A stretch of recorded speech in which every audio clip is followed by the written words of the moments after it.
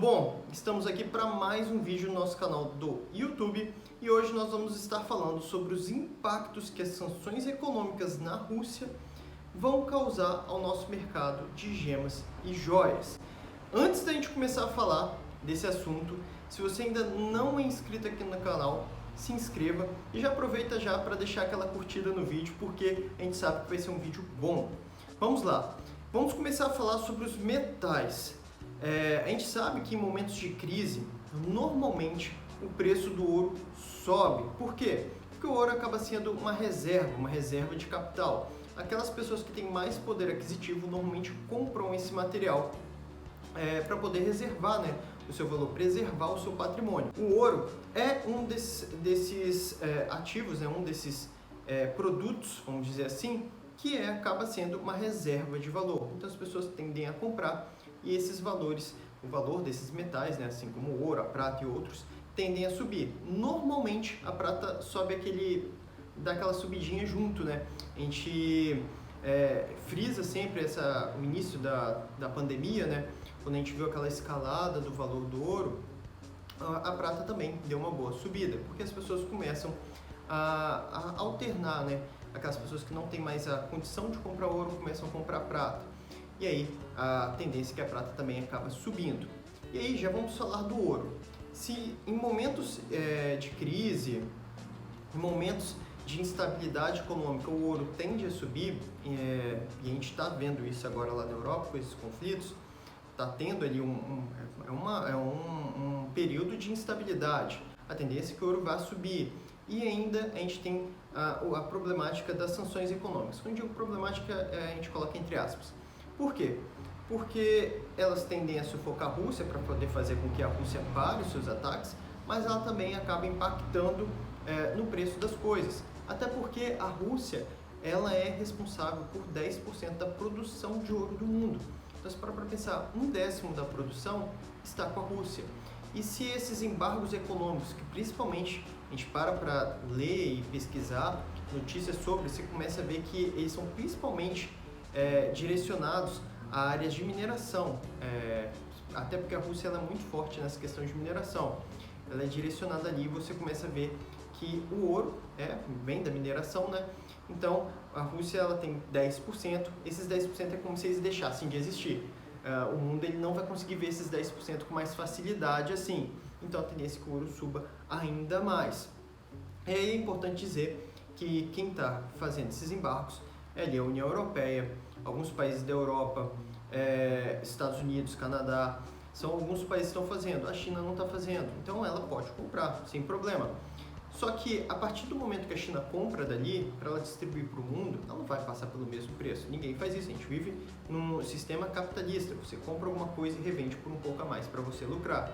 Então, de qualquer forma, mesmo os países que não estão fazendo esses embargos econômicos, não estão fazendo essas sanções econômicas, isso não vai aliviar tanto assim o preço, porque eles vão querer lucrar também, não temos como fugir disso. Então a tendência é que o ouro suba de preço. Acompanhado disso, normalmente a prata sobe, como eu disse no início do vídeo, ela acaba subindo um pouco também, porque as pessoas começam a procurar prata. Só que, segundo os dados que eu estava levantando aqui antes do vídeo, a Rússia em 2020, esse foi o dado mais próximo que eu consegui chegar, ela foi a 6ª maior produtora de prata do mundo. Então, se para pensar, a 6ª maior produtora de prata do mundo saindo do mercado. Então, a tendência é que a prata também suba de preço, suba bem de preço. Fora disso, fora desses dois metais que são muito utilizados, nós temos outros dois. O primeiro é a platina. A platina aqui no Brasil, nós não utilizamos muitas joias de platina, embora tenha. Lá fora é muito mais utilizado. Mas em relação ao impacto da platina, a gente pode falar que a Rússia ela é responsável pela produção de 14% desse metal, ou seja, 14% de toda a produção mundial está nas mãos da Rússia. E um outro metal que também é importante para a joalheria, e aí sim, né, no caso a gente não utiliza a platina, mas utilizamos o ouro branco. E o ouro branco ali na liga tem o paládio. E o paládio chega a ser assustador, mas a Rússia ela possui, em escala global, né, 43% da produção. Então, se parar para pensar, é muito, é quase metade da produção mundial é da Rússia. E a partir do momento que ela tem dificuldade de colocar isso no mercado, com toda certeza o preço disso vai subir. Então, nas ligas metálicas, nós vamos ver aumentos. Ouro, prata, paládio, platina, todos esses metais, nós vamos ver aumentos de preço. Felipe, é cravado? Olha, tá tipo assim, todas as informações que a gente vê, tudo que a gente está vendo aí acontecer, mostram que vai ter essa subida de preço. Dificilmente não vai ter. Fora disso, que esses materiais são todos reservas de valor. Então, quem tem poder aquisitivo para trocar seu dinheiro por esses bens, vai fazer isso, vai comprar. E se você tem uma grande demanda, né, porque quem tem poder aquisitivo não vai comprar 1 grama de ouro, não vai comprar 5 gramas de prata, vai comprar quantidades, quilos, que dirá quilos, né, desses materiais para reservar seu patrimônio. E então a tendência é que isso afete diretamente o preço desses metais. Quanto às gemas, a tendência é a mesma também. Mas vale lembrar que a Rússia não é uma grande produtora de diversos materiais. Por exemplo, a Rússia produz esmeralda, mas não é uma grande produtora de esmeralda. Ela tem ali sua pequena produção que não vai afetar a produção mundial, não vai afetar o mercado global, até porque ela não está ali entre os maiores produtores, né? Os maiores, a gente bota aí Colômbia, Brasil e Zâmbia, os maiores produtores de esmeralda na atualidade. Então, a sua produção ainda é muito pequena para poder afetar. Ela produz outros minerais, como charoita, ágatas, produz cromo de obsídio, são gemas. A gente não vai ver assim o preço ser afetado grandiosamente. A gente vai ver talvez uma alteração, por exemplo, na charoita, que a Rússia é uma grande produtora, mas tem duas gemas que é importante de falar aqui no vídeo, que com certeza vão ter os seus preços bem atingidos por conta dessas sanções econômicas. Uma é uma gema de colecionador e outra é uma gema muito utilizada na joalheria. A primeira, que é a gema de colecionador, é a demantoide. Demantoide é uma granada verde. Não vou falar que a Rússia é a única produtora, porque também existem ocorrências dessa demantoide na Namíbia, por exemplo. Só que a qualidade da demantoide russa é tão grande que nem se compara. Assim, só a título de comparação, para você ter uma noção, enquanto uma demantoide, uma pecinha, vamos supor, de demantoide da Namíbia custa ali uns $50, uma da Rússia vai custar uns 2, 3 mil dólares, ou seja, é uma diferença muito grande, porque as peças de lá possuem características e qualidades superiores. Então, as demantoides de lá têm um valor alto. Felipe, eu nunca ouvi falar disso, nunca vi isso nos meus anos aqui de joalheria, trabalhando no comércio. Provavelmente não, porque é uma gema que é específica de lá e roda mais entre os colecionadores. São os colecionadores que buscam esse material, por ele ser um material diferente. E não é uma gema que é utilizada em joias, pode até ser, mas não é uma que é amplamente utilizada, ela é mais utilizada em coleções, são pessoas que colecionam gemas e minerais. Então, se você é colecionador, sabe que o preço da demantoide, a tendência é que ele suba. Outra gema, essa sim, afeta diretamente a joalheria, é o diamante. Quem me segue lá no Instagram já viu, eu fiz uma postagem falando sobre a subida dos preços, já mostrando essa subida dos preços, e isso com certeza não temos como fugir, vai subir mesmo o preço do diamante, vai continuar subindo. Por quê? Porque a Aurosa é uma empresa russa que é responsável por 28% da produção mundial de diamantes. E a Aurosa foi uma das 14 empresas, daquelas primeiras empresas que recebeu sanções econômicas. Tanto ela quanto o CEO dela, né, foi um dos cidadãos russos que recebeu sanções econômicas. Então, você está tendo um bloqueio da Aurosa do mercado. E a partir do momento que você tem um bloqueio da empresa que produz 28% dos diamantes no mundo, a tendência, logicamente, é que suba. Vale lembrar que o mercado de diamantes, em relação ao preço, ele é muito sensível. Tanto que existe o controle de estoque e tudo mais para poder ir mantendo aqueles preços. Mas é aquela coisa, lei da oferta e demanda. A gente vive num sistema capitalista, oferta e demanda. Se você tem pouca oferta e uma demanda crescente, isso é importante. A demanda de diamantes no mundo vem crescendo. Segundo a Rapaport, que é uma empresa que faz essa questão de sugestões de preço, né, boletins referenciais de preço, ela disse que no ano de 2021 o quilate médio do diamante teve uma subida, né, de mais de 17%, ou seja, 17, para ser mais preciso, 17,4%. Ou seja, foi uma subida muito grande. Para quem trabalha, né, aí no mercado de gemas, vendendo diamante, ou no mercado de joias, que trabalha diretamente com o comércio de joias com diamantes, pode ter reparado que o mercado deu uma melhorada boa. As pessoas voltaram a adquirir joias, as pessoas, o ano de 2021, pelo menos para quem eu conheço que está nesse mercado, falou que foi um ano muito, muito bom, porque as pessoas voltaram a consumir gemas e joias.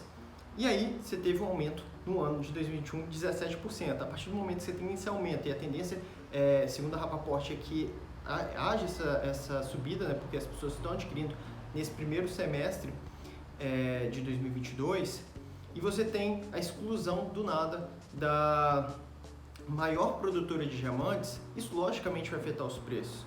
Eu vou deixar aqui na tela 3 imagens, a da Rapaport, janeiro de 2022, a de fevereiro de 2022 e a de março de 2022. 3 Rapaports. Você vai ver que os números da de março estão todos em negrito. Quando a gente vê esse número em negrito, quer dizer que o preço subiu de um mês para o outro, ou seja, em relação a fevereiro, esse preço subiu. Se tivesse em itálico, seria que os preços caíram, mas você vai ver que estão todos em negrito. Ou seja, fevereiro você vai ver que não teve alteração em relação a janeiro, mas março sim, praticamente todos em negrito, ou seja, tudo teve reajuste de valor, todos subiram o valor. E isso já está sendo refletido no Rapaport, e a gente vai começar a ver no mercado cada vez mais o preço do diamante subir. É o preço que se paga, né, ao você fazer sanções econômicas a esse tipo de empresa, né, porque até por ela ser a maior produtora. E aí vale lembrar, a gente está falando aqui de mercado joalheiro, mas a Aurora não produz só diamantes para joalheria, ela produz diamantes industriais também, broca diamantada, serra diamantada, tudo isso daí é utilizado diamantes na sua produção. Então, a gente vai ver o aumento também de outros tipos de produtos. Além disso, vale lembrar que a Rússia, você imagina, a Rússia ela é praticamente dona da Aurora. Você tem 33% do governo russo, a Aurora, 33% dela é do governo russo, outros 33% é do estado onde ela está situada, né? Lá eles não chamam de estado, mas fazendo uma relação aqui com o Brasil, seria como se fosse o estado onde ela está situada ali. Ele tem mais 33%, ou seja, 66% da Aurora pertence ali à Rússia de certa forma. 33, vamos dizer assim, do âmbito federal e 33 do estadual. Lembrando que lá não é estado, eles utilizam outro nome lá, eu não vou me recordar aqui agora. Então, se você tem uma empresa, vamos botar aqui a Rússia, né? A Rússia praticamente é dona. Se você tem aquilo lá, você vai querer que aquela empresa prospere. E isso é importante, porque como eu falei anteriormente, o preço do diamante é algo muito sensível. E em 2008, quando nós estávamos tendo aquela crise, logo em seguida, em 2009, a Rússia fez uma compra da Aurora, o país, Rússia, comprou da Aurora. Vou comprar diamantes para poder manter os preços estabilizados. Ou seja, você imagina, um país comprando $1 bilhão, isso mesmo, foi o aporte que a Rússia fez na Aurora. Ela comprou $1 bilhão de diamantes para poder retirar um pouco de diamante do mercado, fica ali para o governo russo e deixar o preço estabilizado. Ah, Felipe, mas você não falou que metais e gemas são reserva de valor e a tendência é que eles sempre subam? Por que no caso dos diamantes a Rússia teve que fazer isso, se você fala que o preço sobe, mas estava caindo? Então, aí que a gente chega a uma questão em relação a investimento em reserva de valor. Como eu falei no início do vídeo, normalmente as pessoas que têm mais possibilidade, têm mais capital, compram. Elas têm como fazer isso, elas têm dinheiro para poder fazer isso, comprar 1 quilo de ouro, comprar 2 quilos de ouro, comprar 100 quilates de diamante, comprar 1000 quilates de esmeralda. Elas têm recursos para poder fazer isso e preservar o seu patrimônio. Só que pessoas com menos poder aquisitivo, elas normalmente em momentos de crise, se ela não tem dinheiro para nada, entre comer e ficar guardando um diamante, ela vai vender. E é isso que remonta lá àquela grande crise lá dos Estados Unidos, onde surgiu um grande slogan da De Beers, que são diamantes são para sempre. Na época ali da Grande Depressão, as pessoas começaram a vender seus diamantes. Por quê? Você vai ter um material lá que brilha, ou você vai querer ter comida. Você vai querer ter comidas, então você vai começar a vender. Na época, De Beers fez um slogan que diamantes são para sempre, ou seja, não venda o seu diamante foi utilizado no seu casamento. Você pode passar para sua filha, para ela utilizar no casamento dela também, você pode passar para o seu filho.